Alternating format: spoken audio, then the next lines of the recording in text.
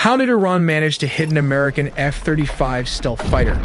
Well, in modern warfare, there are primarily two kinds of anti-aircraft missiles: radar-guided and heat-seeking. The F-35 was designed to be practically invisible to long-range radar, but it wasn't built to completely hide from heat-seeking missiles. So how exactly did Iran missile manage to bypass the stealth technology of the US F-35? Well, the secret lies in a major vulnerability that is its heat signature. Its geometry and radar-absorbent materials make its radar cross-section incredibly small, essentially rendering it invisible to traditional early warning and targeting radars. To give you some context, this is how a plane's radar signature compares to a bird's. But the F-35 is powered by a single Pratt & Whitney F-135 engine, one of the most powerful fighter engines in the world. The F-35 is heavily optimized to defeat radio frequency radar like the billion-dollar S-400 and S-300 missiles. However, stealth does not mean completely invisible. This engine produces a massive heat plume. Instead of using radar, modern air defense networks utilize infrared search and track systems. The answer is this short-range heat-seeking missile like this one. These passive sensors scan the skies for any heat anomalies. Because infrared search and track systems emit no energy themselves, the F-35's radar warning receivers would not alert the pilot that they were being painted by a target lock in the same way a radar lock would. But how did the missile lock, and how did the F-35 use evasive maneuvers? Once an infrared-guided missile is launched, the dynamic of the engagement changes to a race of physics and countermeasures. When the missile's IR seeker head locks onto the massive thermal output of the F-35's engine exhaust. But the detection, the F-35 is equipped with a distributed aperture system, 6 infrared cameras positioned around the aircraft that provide a 360-degree spherical view. The distributed aperture system detects the intense heat signature of the incoming missile's rocket motor and instantly alerts the pilot. To break the lock, the pilot executes high-G evasive maneuvers while simultaneously deploying flares.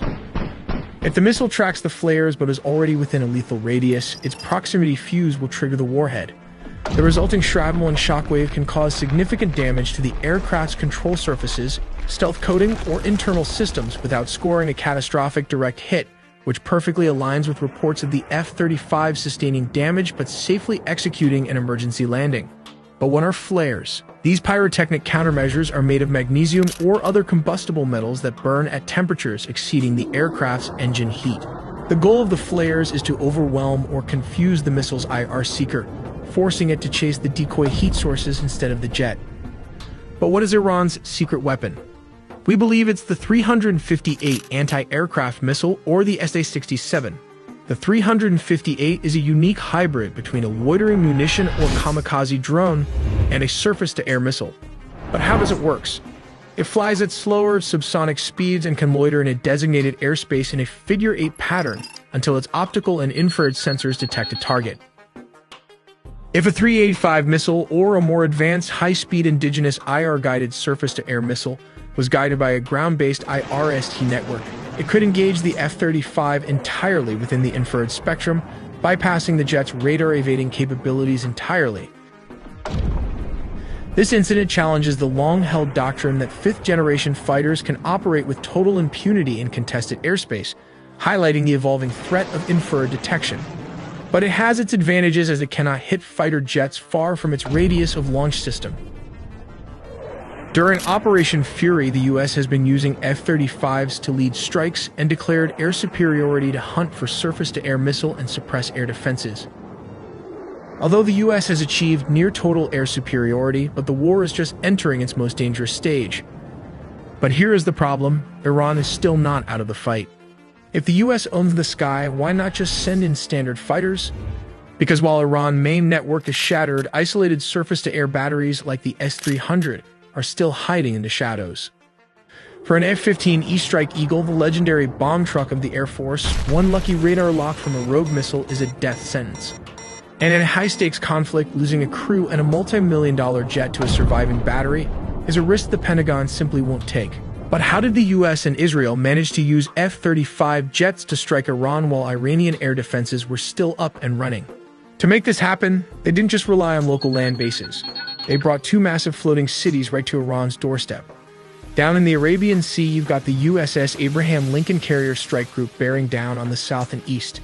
And over in the eastern Mediterranean, the biggest news ship USS Gerald R. Ford. While Israeli jets flew all the way across the Middle East to reach Iranian airspace, timing was absolutely critical. The moment those IDF jets reached their marks, the missiles were released. And that brings us to the most terrifying, complicated part of this entire operation, the synchronization. Military planners rely on a tactic called time on target.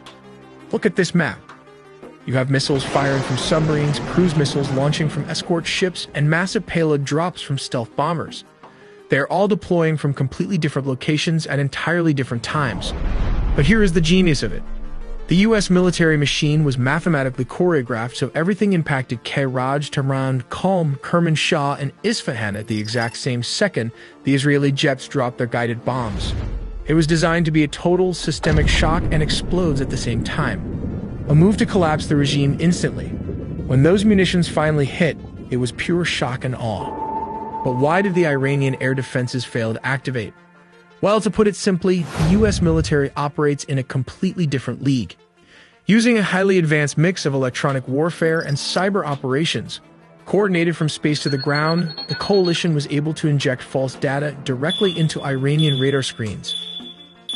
Top-tier Iranian air defense systems, like their homegrown Bavar and their Russian-supplied batteries, were absolutely overwhelmed by this electronic assault.